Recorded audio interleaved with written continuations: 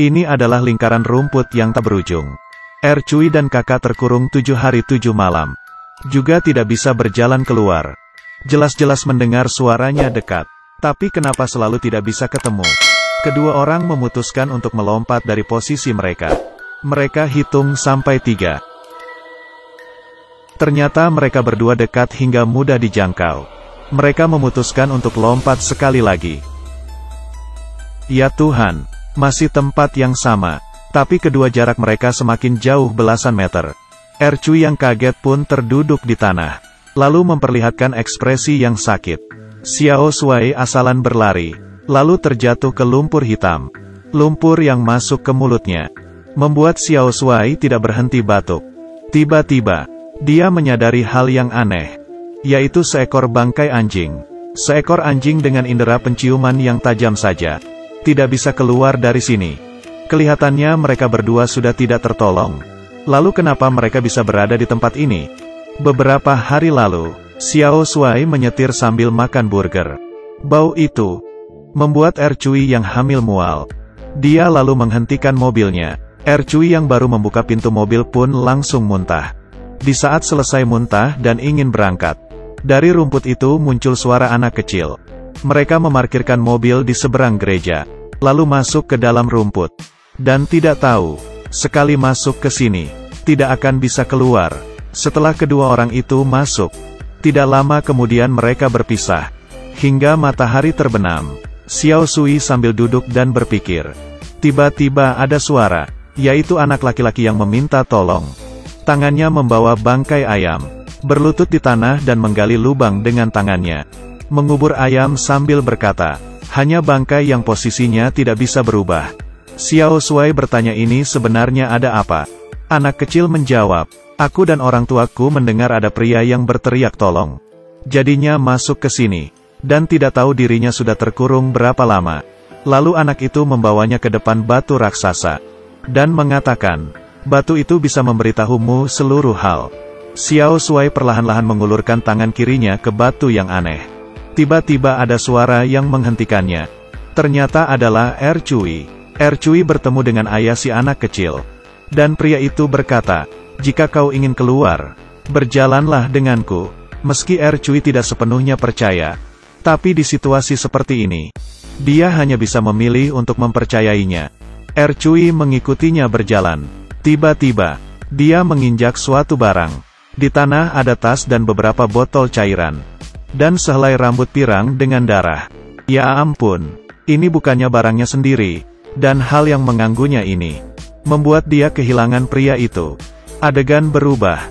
Pacar Ercui sedang mencarinya kemana-mana. Saat melewati gereja, dia melihat mobilnya Ercui. Dia menghampiri mobil depan. Mobil kelihatannya sudah berhenti dalam waktu yang lama. Plat mobilnya sudah dipenuhi debu. Dan melihat di jalan ada bukunya Ercui. Kemudian dia pun masuk ke dalam rumput untuk mencari mereka. Pria ini demi mencari pacarnya masuk ke dalam.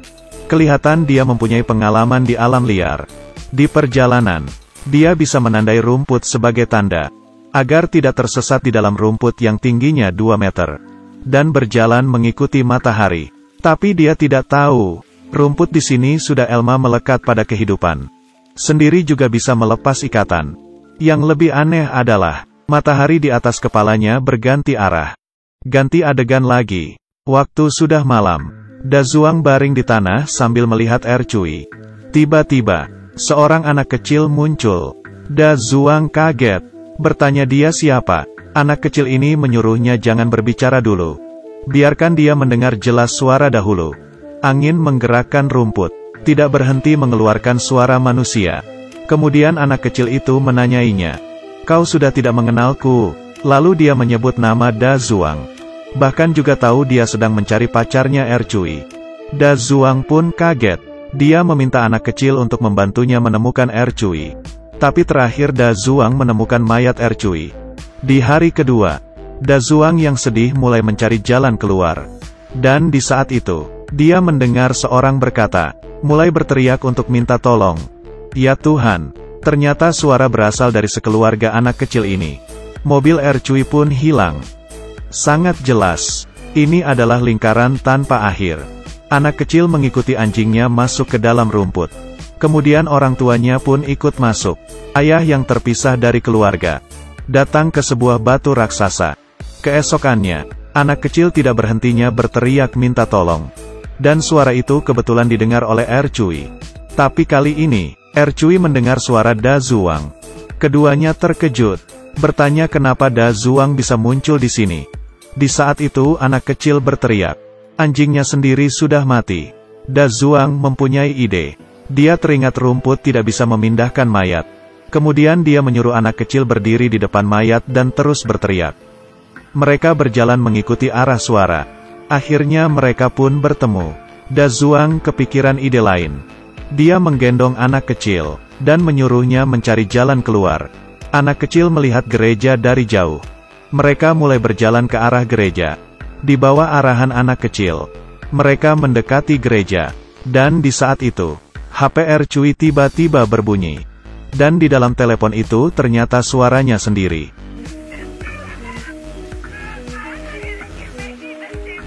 Mereka yang mendengar pun bingung. Ini sebenarnya apa yang terjadi? Mereka pun melanjutkan perjalanan. Dan di saat itu, sepasang bola mata besar sedang memperhatikan mereka. Di perjalanan, Ercui karena hamil badannya lemah. Di bawah matahari yang teriak dia pun pingsan. Tiba-tiba, ayah dari anak kecil muncul. Dan menolong Ercui siuman. Lalu berkata, bisa membawa mereka keluar dari sini. Terus berjalan hingga malam. Dia membawa mereka ke depan batu raksasa. Lalu tidak berhentinya memuji batu itu. Ercui berkata, kami kesini bukan untuk melihat-lihat. Kau bilang bisa membawa kami keluar. Pria berkata, kalian hanya perlu meletakkan tangan di atas batu ini. Lalu bisa keluar. Xiao Shuai mengulurkan tangannya sekali lagi. Saat itu, seorang wanita muncul. Dia adalah ibu anak kecil. Dia dengan panik berkata, pria di depan kita ini sudah dikendalikan. Bukanlah suamiku. Melihat hal-hal gagal, pandangan pria itu tiba-tiba berubah. Rerumputan di sekitar mulai diam. Keadaan menjadi aneh. Dia mulai menyuruh semua orang untuk meletakkan tangan ke batu. Ibu anak kecil ingin kabur. Pria itu tanpa basa-basi langsung membunuhnya. Di bawah arahan anak kecil, mereka bersembunyi di gudang. Da Zuang dan Xiao Shuai naik ke atap. Di sini, mereka menyadari rahasia rumput. Anjing masuk ke dalam rumput, terus berlari hingga keluar ke jalan.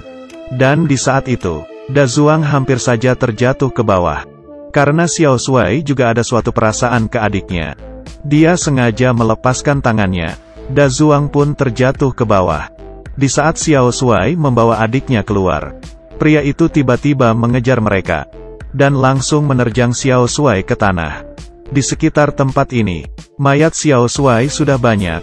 Kelihatannya Xiao Shuai sudah berkali-kali masuk ke dalam sini. Dan di sisi lain, Da Zuang yang kesakitan siuman, menunggu dia masuk ke rumput menemui Ercui. Ercui sudah meninggal. Anak kecil berkata, hal seperti ini tidak akan berhenti. Akan terus terjadi. Da Zuang yang pintar terpikirkan ide lain. Dia mengulurkan tangan dan memegang batu itu. Detak jantungnya berdetak kencang. Di saat yang sama mengetahui jalan keluar. Sebelum Da Zuang kehilangan kesadarannya, dia memberikan kalung Ercui ke tangan anak kecil. Lalu mengantar keluar anak kecil. Membiarkan anak kecil ini memecahkan misteri rumput. Setelah anak kecil keluar dari gereja, sebuah mobil sedang berhenti di sebelah rumput. Di saat Ercui bersiap untuk masuk ke dalam, anak kecil menghalanginya. Tapi mereka tidak mempercayai perkataan anak kecil. Setelah anak kecil mengeluarkan kalungnya, dan berkata itu pemberian Da Zuang, Ercui baru memutuskan untuk tidak masuk ke dalam. Sedangkan Da Zuang selamanya tertinggal di dalam rumput.